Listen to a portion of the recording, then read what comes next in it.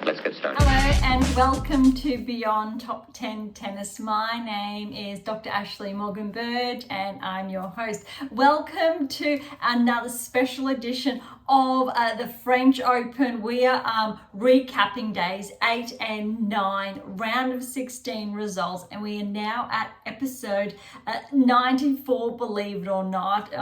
Oh my goodness, time has flown. If you have not been tuning in or listening to us the past week, and this is one of your first episodes, I really want to encourage you to track back to some of our early episodes, let's say around, say 10 through to 50, where we really focused on the secrets to optimal performance success before, say, episodes 50 to roughly, say, 70-ish.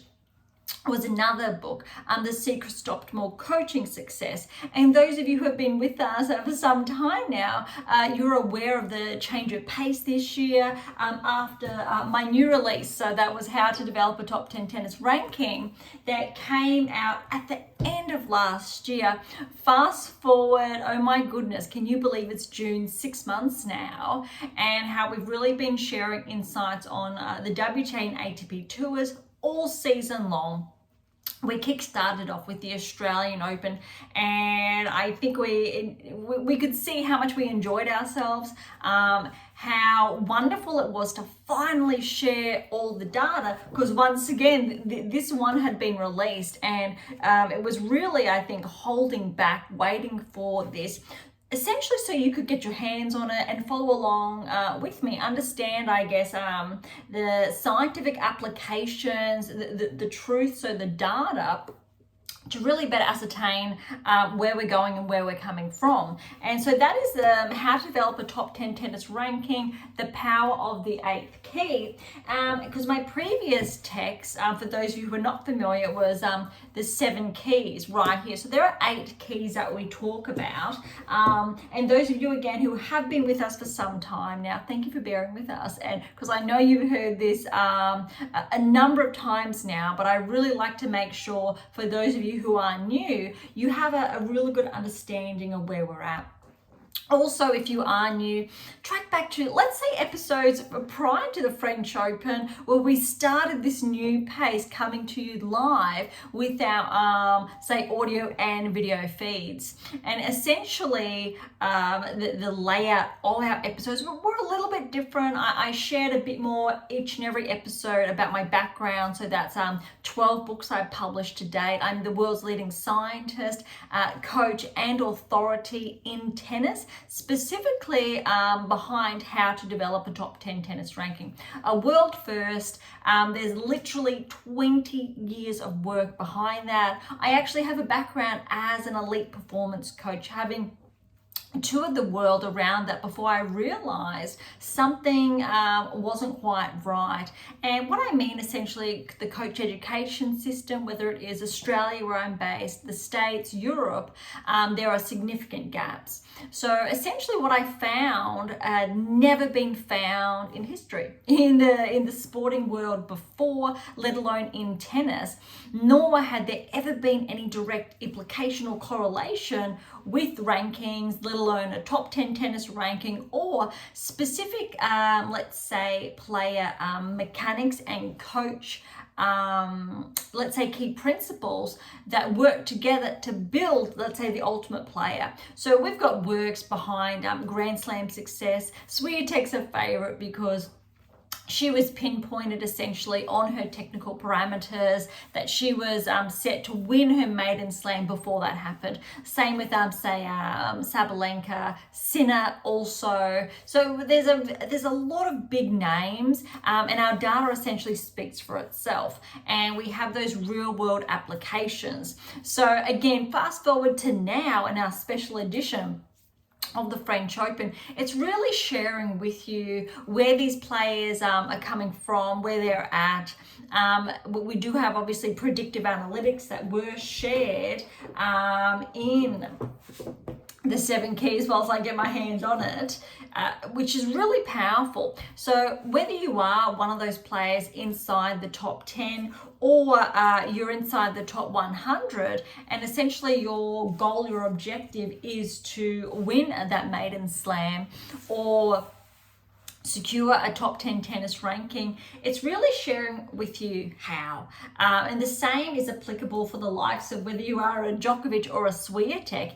It's really fine-tuning and understanding key discrepancies, micro discrepancies, or what your game can look at integrating to, let's say, compound your current level of success, which is really exciting and almost crazy to think of when you're looking at the likes of Djokovic with 24 slams, Swiatek now with 4. And there are obviously Osaka's on her way back. She has 4 to her name. And then obviously Sabalenka now with 2. We've got Rybakina, Vondrousova, 1 apiece. And with Gauff, Gauff with more finalist results. Jabeur, I think, is at 3 Grand Slam final results as well. And it's really how. And to clarify, I think it's really important, the analytics that are currently used in tennis, our data is very different. So it is not the same. And it's really important, I think, to share that. And also why there are 11 actually specific books behind this to essentially teach you and guide you how, because of course it can be very scientific, very, I think, complex in one way, but how I've essentially spent the best part of the last 8 to 9 years penning these works so you can better understand what is needed, and it takes you on a journey. And that's where that 10-year pathway comes in. But more so, to learn more about the data, obviously the texts are there, but also the previous episodes, because I think that's enough for today. I do like sharing just a little bit more I think when we're beginning, but let's dive into the round of 16 results. If you've been listening this week, you know, if you've read some of my books, all of them maybe, thank you so much. Round of 16 is really powerful. Noteworthy, Paolini, for example, made the round of 16 of the Australian Open, was on the radar, we tracked her, and we knew that these key progressions were only a matter of time. And now she's in her maiden quarterfinal, which is incredibly exciting. Our data loves this type of stuff. I do, because it really, I think, highlights what's to come. Ondreeva, I think, is another example. She's previously made a round of 16. She's somewhat been on the radar, on and off, and now she's made her maiden quarterfinal debut, which again is incredibly exciting. So again, on the women's side though, we have players that are really essentially expected to be there, except those 2 when we're looking at the quarterfinals results. And again, if we're looking at the men's, we have a number of players who are meant to be there, and others are maybe that are not. Obviously, we've got Dimitrov there, but he just overthrew Hurkacz, and we'll get to that later, but he's still a top 10 player. De Minaur, he took out Medvedev, and look, De Minaur is ranked 11. He was ranked inside the top 10 earlier this year, so it's not that surprising. So the really anomalies we could say are on the women's tour, where say Zheng and Sakkari are meant to be to cap off when we're looking at rankings alone. So then we also know, I think, what's happened along the way for this to happen. All right, let's dive into the results.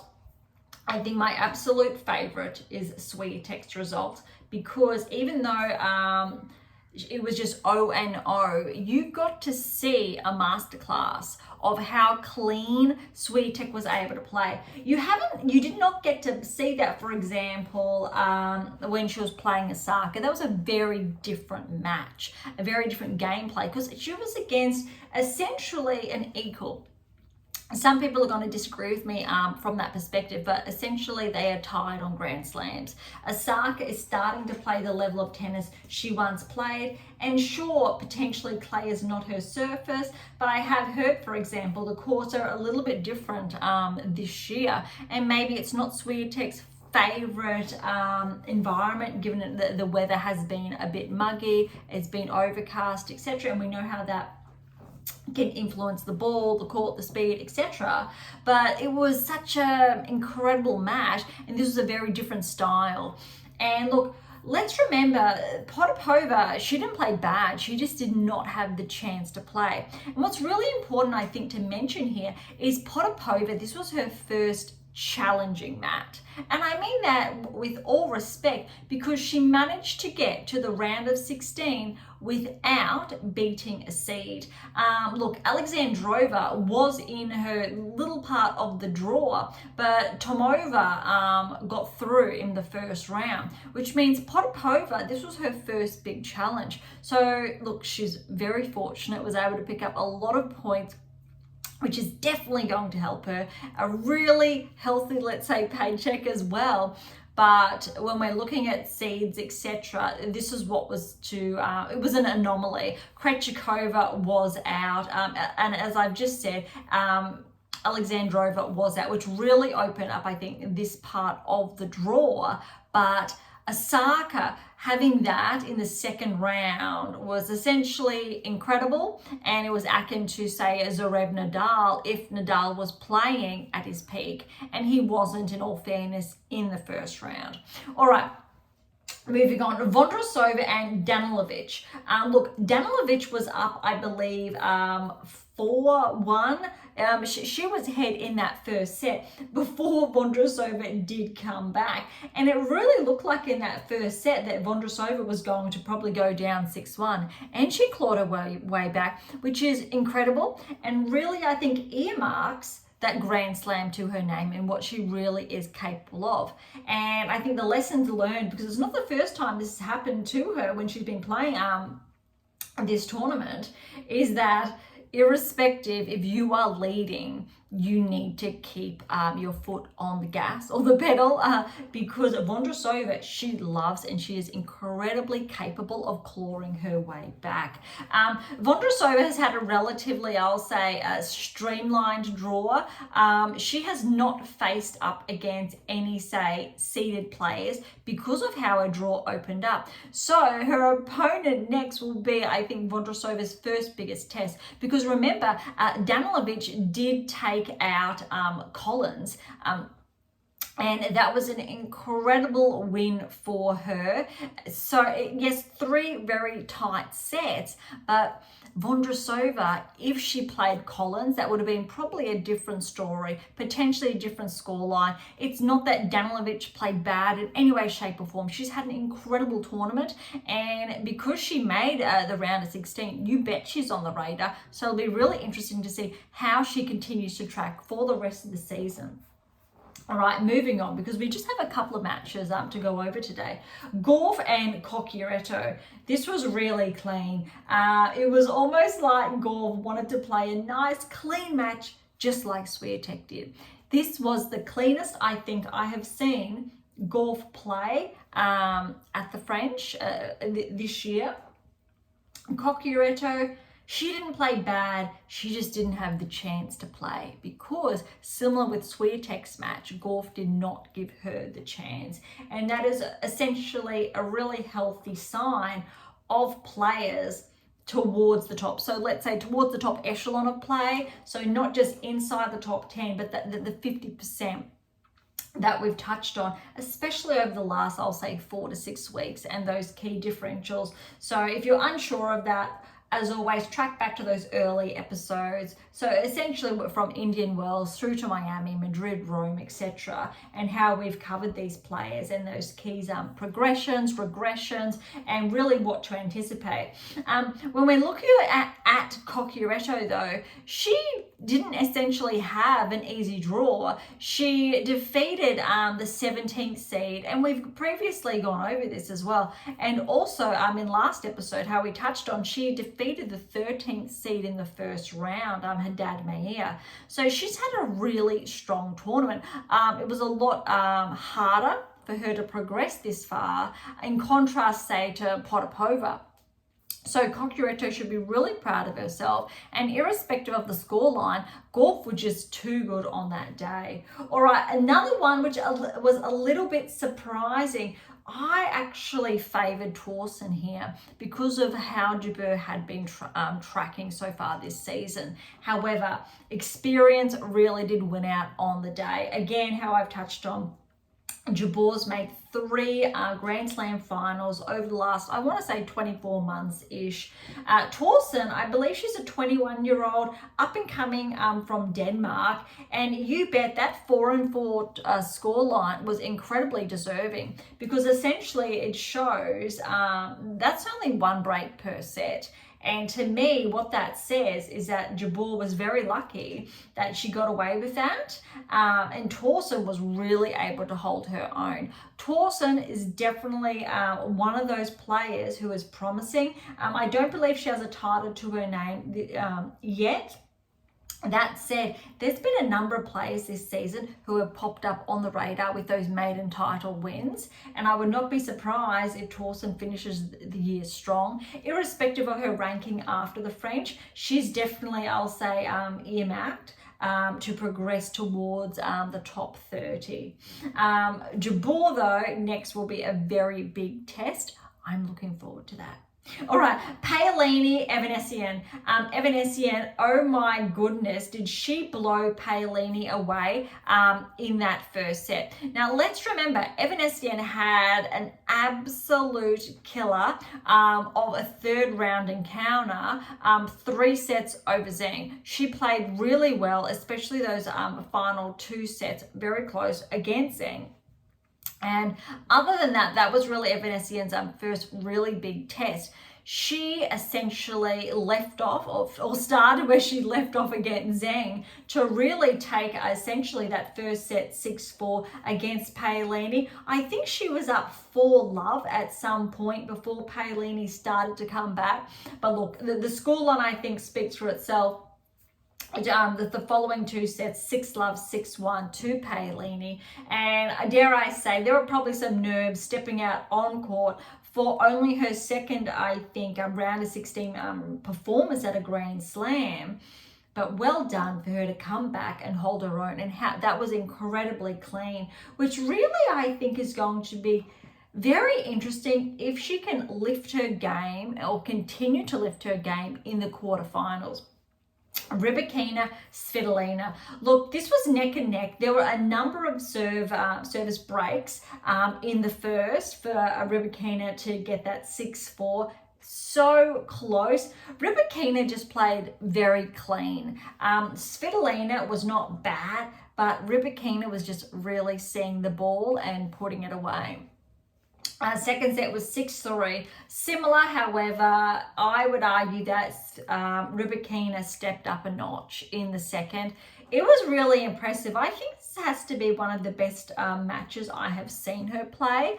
She almost looked like there was limited effort. It was that clean. I do know, however, that's not the case, especially when you're playing Svitolina, but somehow she made that look easy. And playing Svitolina is by no means an easy feat. Svitolina, I believe, she's been semi-finals at the French before, if not all across Grand Slams previously, if not the quarters. Svitolina, prior to taking time away from tour, was one of the most successful top 10 players in the last 10 years. If you're familiar and you've been listening to us for some time, you've heard me say that previously. Since she's come back after becoming a mum, she hasn't cracked back into the top 10 yet, but she has an incredibly high form. Yes, the game has changed, but let's remember, she was inside the top 10 when Serena was inside the top 10, and she was showing up essentially just as frequently as Serena was, however, was never able to make the final. So I guess take that next step. But irrespective, she was there very consistently, more so than any other player, I think, in a similar position. Okay, Gracheva and Ondreeva. This was always going to be close. But look, Ondreeva, she was flagged after that Wimbledon round of 16 result for, let's say, good things to come. 16, then 17 years of age now. But Andreeva, look, she took out Azarenka in the second round. And look, that was very tough. That was 3 sets and incredibly impressive. Then, yes, she did take that win, or took that win against Stearns. Gracheva, on the other hand, she did take out Sakkari. And really, this is where Sakkari would have progressed to if she maintained, I guess, as far as rankings and performances are concerned. And Sakkari really did come into the French, potentially looking at she would make the quarterfinals without a blip. And it just goes to show the anomaly, which Gracheva obviously was and is. And because of that result, she was potentially favoured. However, Andreeva, having taken not only Azarenka out, but also Stearns, who took out Kasatkina, looking at their results in those key progressions, Andreeva was favourite. It's going to be a very big test to play Sabalenka next. We'll touch on that shortly. All right, Sabalenka Navarro. Look, that first set when it was, let's say it got to 2-2, I really thought Navarro could have stepped up. But you know what? Sabalenka did the same thing that ironically Rybakina did to Svitolina, essentially what Gauff did to Cucurella, and what no, I won't say Vondrousova necessarily, but what Swiatek also did to Potapova. So those top 4 have started to all sync to play like their ranking at the Grand Slam stage, which is incredibly dangerous and exciting for women's tennis, because typically we don't see all 4 playing at this level. There's normally a blip there. So look, that was 2 and 3. And again, Navarro, she had the tools to potentially cause an upset, but Sabalenka did not let her in, and that is the key. Sabalenka, Rybakina, Gauff, as I'm scrolling, and Swiatek did not let any of their opponents through. Score lines are somewhat different, but that said, look, Swiatek did play Potapova, who wasn't, say, a substantial threat going off seedings, rankings, etc. Cucurella somewhat, but again, wasn't a seeded player. Paolini, those last 2 sets were very clean nonetheless. Rybakina, I think, had the more daunting task going up against 15th seed Svitolina, but Navarro has also been informed, so another seeded for Sabalenka. So both Rybakina and Sabalenka probably had the more arduous matches, or the ones that were more likely to be pressed, but they still were able to outperform their opponents. That's not to say Cucurella or Potapova did not put up a fight. Swiatek and Gauff, they just played too good. All right, that is the round of 16 results for the women. So let's have a look at the men's. And we know, as far as the men's are concerned, we only had one wrap up a short time ago before. So I was waiting for that match to finish before we could come to you today. And there's a lot of big round of 16 matches. It almost essentially feels like the quarters, semi-finals, if there weren't that many matches that had been unfolding. I'm going to start with Djokovic, another 5-setter. So anyone who I think thinks and or is of the belief that as you get older, you lose your endurance, you lose your stamina. Sure. However, there's also an argument that's not necessarily the case. You will lose other. So we know historically, as far as stamina endurance is concerned, typically it gets better as you age, but within reason. So I'll be very careful there. When it comes to obviously power output, capacity, etc., the younger you are, the more you have to offer. And this was very close. So 23rd seed, Djokovic, 6-1, 5-7, 3-6, 7-5, 6-3. That was so close, especially that 4th set. That went for just wow. And that is a back-to-back for Djokovic to essentially have 5-set matches, which is mind-blowing also on on one side as well. Obviously, Mazzetti was the 30th seed, Cerullo 23rd seed, so he's not coming up against, say, the top 15 at this stage, like, say, some other players on the WTA side. But these were huge matches, so he obviously was able to recover quite well from Mazzetti, do another 5, and it is going to be incredibly interesting for what happens next when he tees off against Rudd, to see if he has the legs. Rudd and Fritz. Now look, this was in 4, again, somewhat interesting because Fritz had come off a 5-setter against Kokkinakis in the 3rd round. Rudd 4 sets over Etchery. Rudd now over Fritz in 4, but this could have been another storyline if I think that first set went a different way. Rudd got that first set 7-6, 8-6 in the tiebreaker. 3-6, 6-4, 6-2. So I think those first 3 sets were incredibly close. And then that 4th set, Rudd essentially ran away with it. But that was a very impressive match. All right, Zverev and Rune. Now look, this match only wrapped up a short time ago. Now let's remember, Zverev also had a 5-set match in the 3rd round against Griekensport, and Rune over Kovalik had fresher legs, just 3 sets. So I'm not sure how much that played into the match. I'm gonna discount that, given that Djokovic 2 5-sets back to back, or was coming off a 5-set, and now he did a 5. So Zverev was on a 5 and went to another 5. So as far as Djokovic and Zverev are concerned, they're even as far as I think their legs are concerned. That set, there's essentially a decade separating them in years. Rune, that's another story. I would have expected Rune to stay with this throughout the 5-set at the same level, which, let's say, somewhat he did, but Zverev capitalized. And that's what's not surprising, because Zverev has been performing, he has been tracking, and I've said this previously, that this French Open, given how his level has been tracking, is potentially his best opportunity to make a Grand Slam final again. Remember, Zverev made a Grand Slam final, US Open, and Thiem got that win then. But he did become a finalist. This potentially, and this draw, does favour Zverev, but who he has next, I'm going to say we're not too sure. And I'm being a little bit biased, not specifically just going off the data, because he is going to face off against an Aussie. All right, but the scoreline there was 4-6, 6-1, 5-7, 7-6, and that was 7-2, 6-2. I tell you what, Rune was up 6-5 in that 4th set.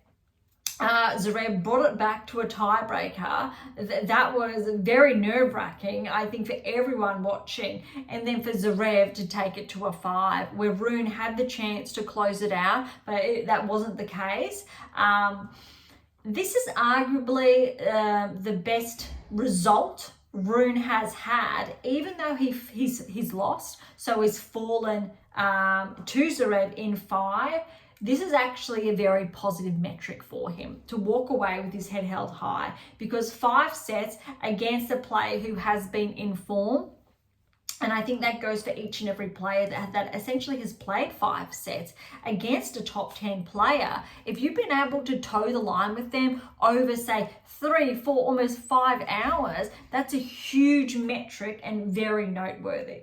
All right, the next match though, and his opponent, who I've just touched on, had an incredible match. Look, de Minaur Medvedev, Medvedev took the first set 6-4. He was playing like the favourite and definitely looked like it was probably going to be in 3. And I thought, oh, just bugger. And it was really, I think, disheartening, that first set, because Alex was not playing his best. Medvedev was playing really solid, his typical self. And you know what? Alex came back. The next 3 sets, 6-2, 6-1, 6-3. And for Alex to get that scoreline and that result against, I'll say, the 5th seed, we know Medvedev has a slam to his name. We know he's been in multiple Grand Slam finals previously. That result is really impressive for Alex. It didn't even go to 5. That could have gone to 5 sets if Alex let Medvedev back in, but that wasn't to be the case. So that really says something. And for Alex to play Zverev next, look, you have to say with Zverev, with 2 5-setters behind him, you need to favour Alex. Granted, he's coming off 2 4-setters. So that'll be very interesting. And the same, I think, applies for Djokovic next against Rudd, purely because Rudd's coming off 2 4-setters and Djokovic 2 5-setters. And surely at some point that might catch up. But look, when we're looking at the best in the world and how they've been playing, maybe not. So that is also a little bit of a discrepancy there, in contrast to players, say, ranked outside this ranking range. All right, the other matches, to wrap up the round of 16, we have a couple left that were equally exciting, but they were on day 8. So those ones were on day 9. These ones from day 8. Tsitsipas, Arnaldi, 4 sets. Arnaldi started off really good, but Tsitsipas too good. 3-6, 7-6, 6-2, 6-2. That second set was 7-4, the tiebreak. But Arnaldi almost was so close to going up 2 sets to love. Arnaldi should be incredibly proud of himself. And I've touched on this in the previous episode, that I believe Arnaldi did get a win against Djokovic earlier this year. So Tsitsipas, this was not that easy. Those 2 sets were brutal. And I'm going to say Tsitsipas got those last 2 and 2, purely based on his experience and his level of maintenance that he was able to maintain.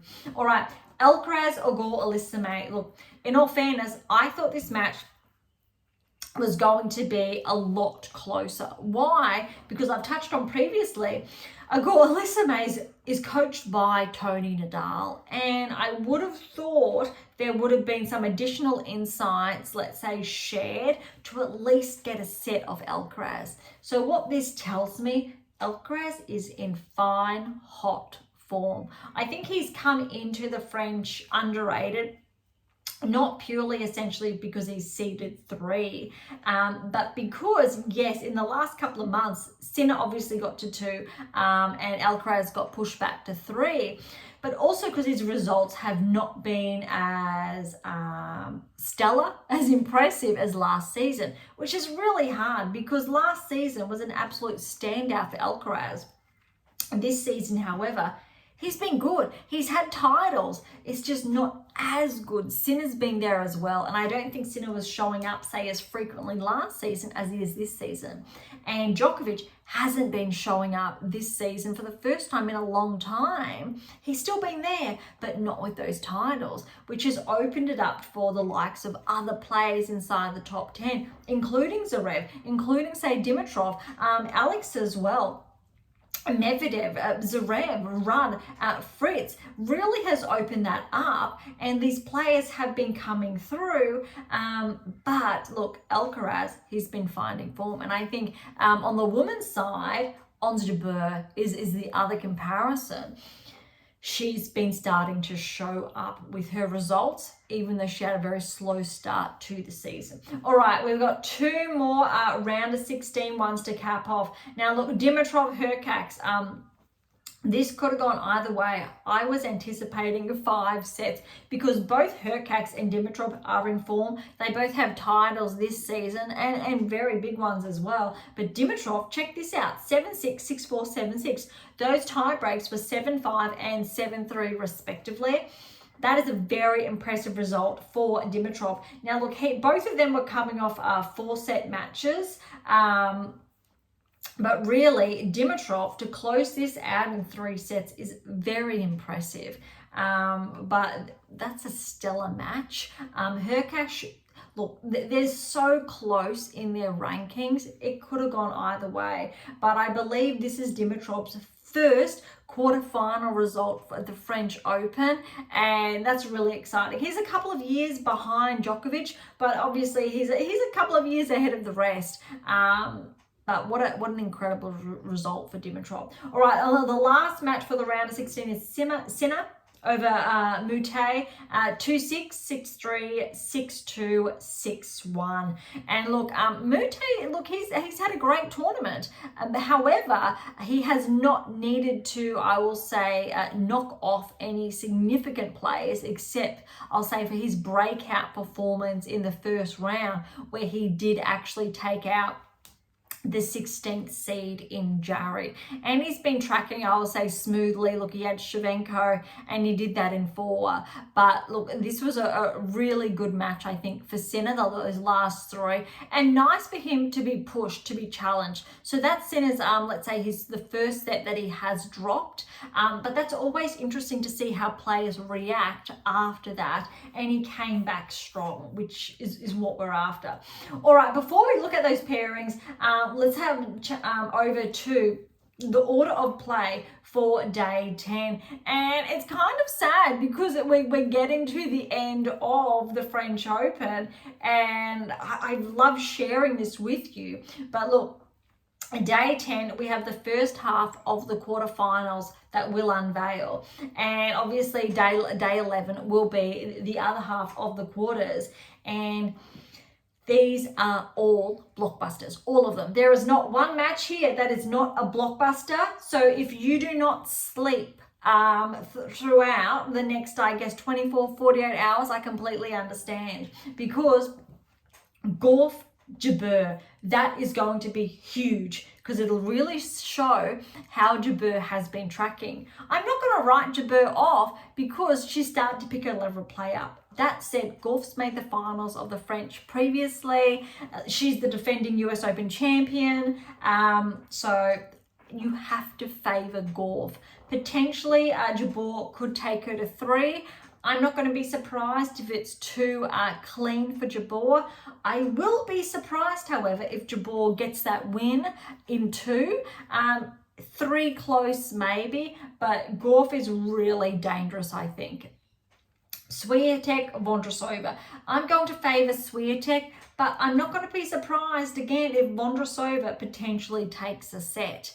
That's really going to depend on both of their levels of play. I think if Swiatek comes out of the blocks firing, 2 sets is probably predictable. That said, Vondrousova, if she comes out of the blocks firing, potentially there could be 3 there. And we have to remember, Vondrousova is the defending Wimbledon champion. You can't write off a Grand Slam champion, because in these 2 alone, in this half of the quarters, you have 3 Grand Slam champions in the past 12 months. And the other player, Jabeur, has been a Grand Slam finalist. That's incredibly exciting. And it really shows the level of play, how high it is, and how these players have been able to maintain those peak performances. AMA International has more about peak performance levels, how to maintain that baseline. So if you're not inside the top 10, if you're top 20, top 100, how to track towards that. Also, it doesn't matter, top 800, top 400, learn now so you can essentially integrate these patterns of play into your game. These 2 matches, very exciting. I'm sure you can hear it and you can see it. All right, on the men's side, the quarterfinals, this is going to be really interesting, Sinner and Dimitrov, purely because we know how well Sinner can play, the defending Australian Open champion now. Dimitrov, though, you can't write him off. Sinner's definitely favoured here, but Dimitrov had a really good match against Hurkacz, and Dimitrov's just been playing really well, really clean. He has not been pushed beyond 4 sets. He's had 3, but Hurkacz was the one, rightly so, to push him to 3 sets, sorry.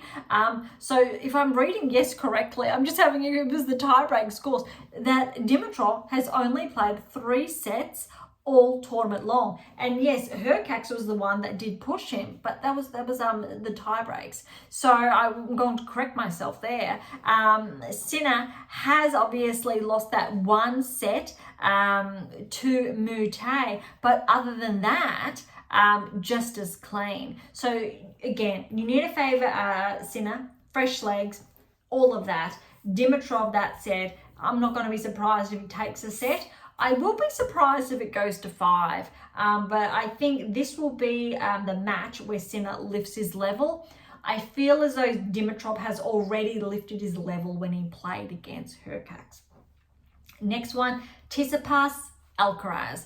Wasn't too sure again if Alcaraz was going to get this far at the French because of how he's been playing and that time off that he had, dealing with, I think, just a minor injury. Tsitsipas has been tracking. He has titles under his belt on clay and was one of the, let's say, the standout players coming in. Him and Rudd really were towing the line, having those back-to-back finals with each other earlier on before the French.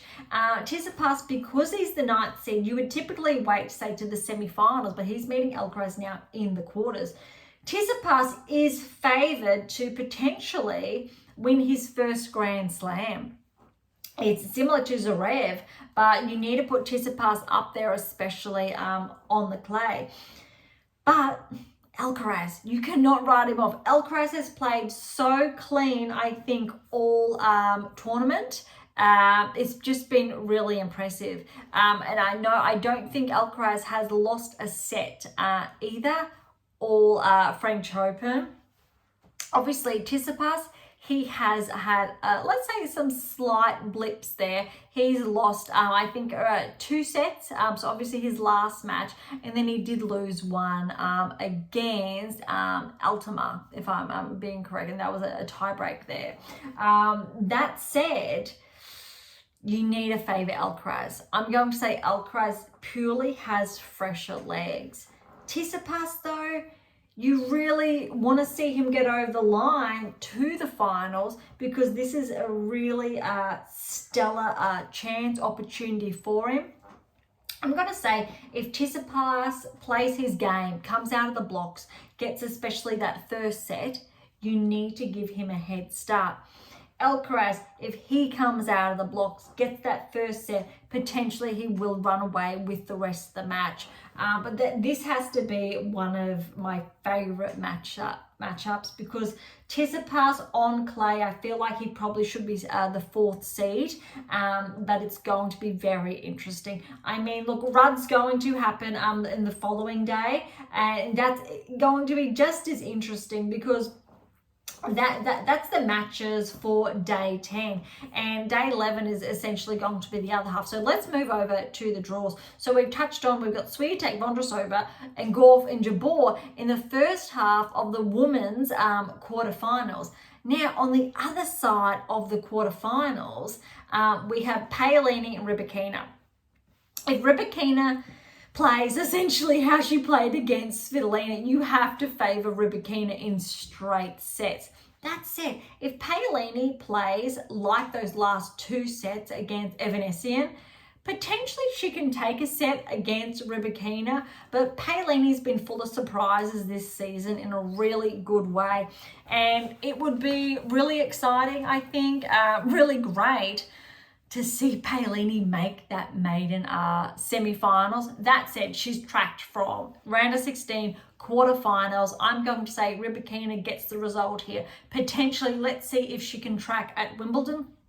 And if she does, I'm going to flag Paolini as a barrier breaker to crack inside the top 10 if she's able to line up those results. Potentially after this result at the French, she could very well be positioned inside the top 10. Rybakina, irrespective, you need to favour her because of her level of play. On the other side that we have, the bottom quarter, Sabalenka, Andreeva, and I think everyone's been waiting for this matchup. I believe both of these players have played this season, correct me if I am wrong, and Sabalenka she's had a good success rate, so it has not had a loss to Andreeva. Andreeva, she's dangerous. A fun fact that I was reading up on and noteworthy and explains why Andreeva really has been tracking this season. Conchita Martinez is coaching Andreeva now. And look, those of you who are not familiar, Martinez has won, she won at least one slam, I think Wimbledon at least once. I don't have it in front of me. She was coaching Muguruza though as well. And Muguruza, she did help win Wimbledon. Now, Muguruza, she helped also get to number one. And we all know Muguruza recently has retired. She's walked away from the sport. It was anticipated. We've touched on that a little bit, or we'll say briefly in previous episodes.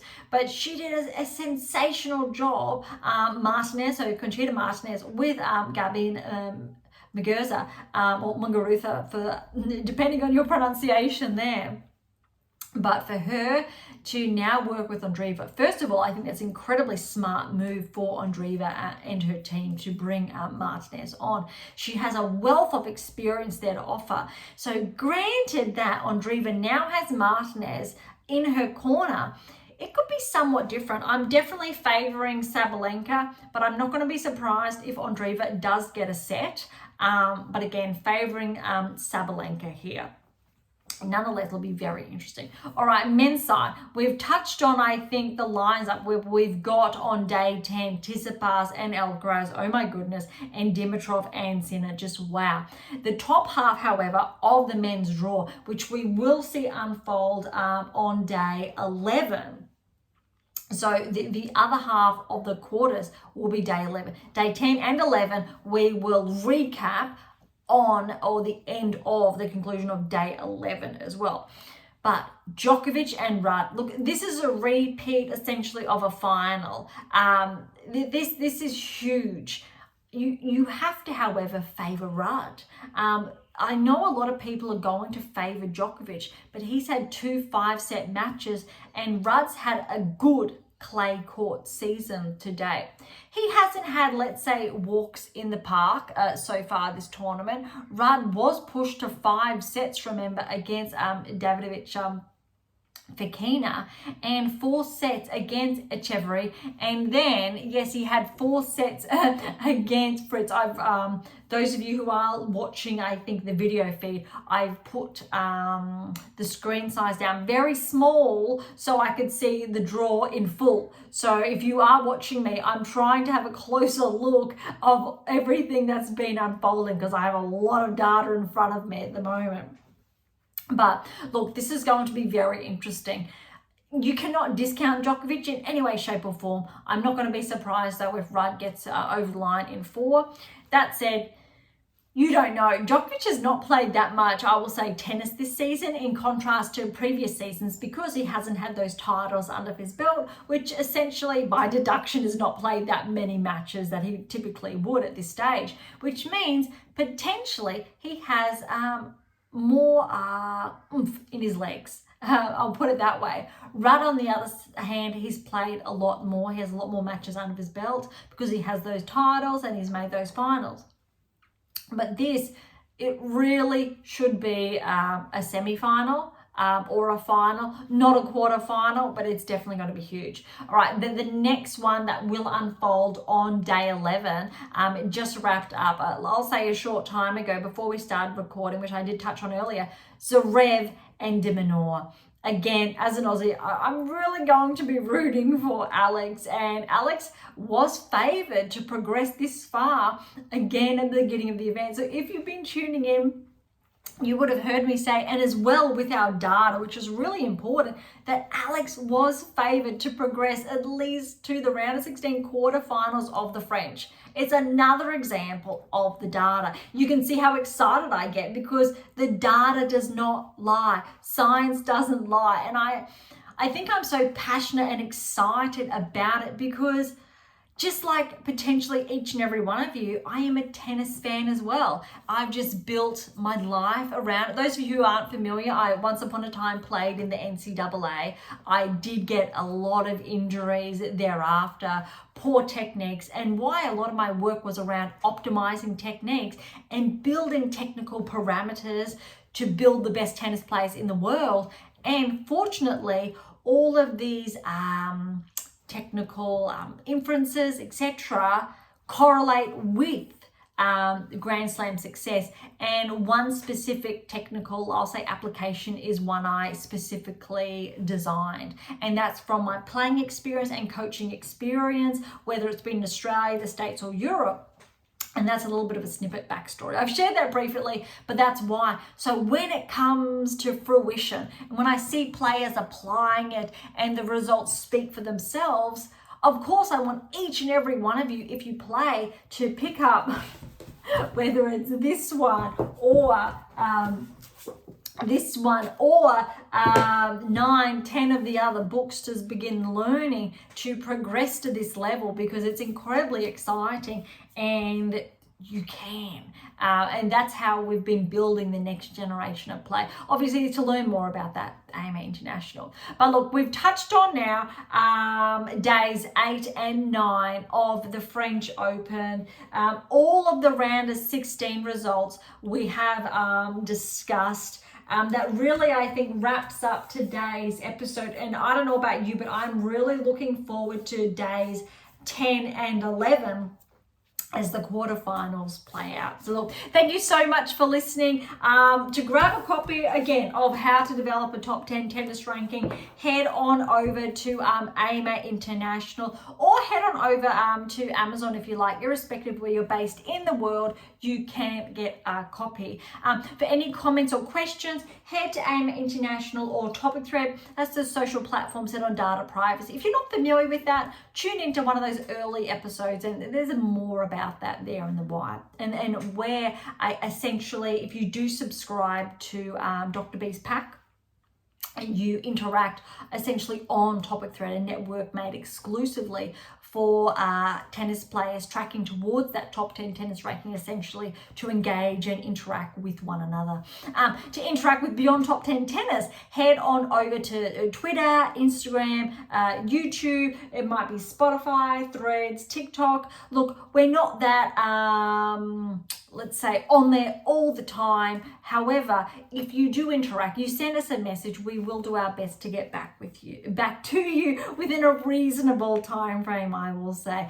To catch up on our blogs, head on over to AMA International, look for our blogs tab, or head on over to Medium under Beyond Top 10 Tennis. You'll find them there. They are all personally written predominantly by myself. And there are actually over 100 articles there free to access for each and every one of you.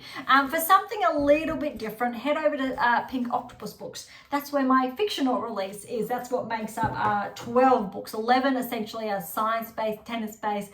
The one in between towards the last couple of years is my first fictional book. So I had a lot of fun writing that. So just something different. And of course, if you enjoyed today's episode, please subscribe, like, share. Irrespective of what platform you're on, will be absolutely phenomenal and incredibly appreciated. For those of you who are interested, we do have scholarships available on AMA International, as well as options to work with me exclusively to work towards optimizing your performance and to nudge you closer towards that top 10 tennis ranking. So don't be shy, come and say hi. I've shared again in previous episodes the applicability of that, depending on your ranking, what you need to read first. But if you are inside the top 20, if you are on the radar position to potentially make that quarterfinal, semi-final berth, how I can help get you there, I will say quicker, but also maiden slams, how to win them, and also replicated success, so how to win that second, third, fourth Grand Slam. If you've already got 4 and you know who I'm talking about, how to win 5, 6, 7, or potentially you've got 24, how to make sure you're positioned to win more, which is phenomenal and crazy, but we do have the data, which is even more exciting. So again, don't be shy, come and say hi. Okay, on that note, thank you so much for listening. I'm so incredibly grateful. I am your host, Dr. Ashley Morgan Verge, and this is Beyond Top 10 Tennis, and I'll see you next time.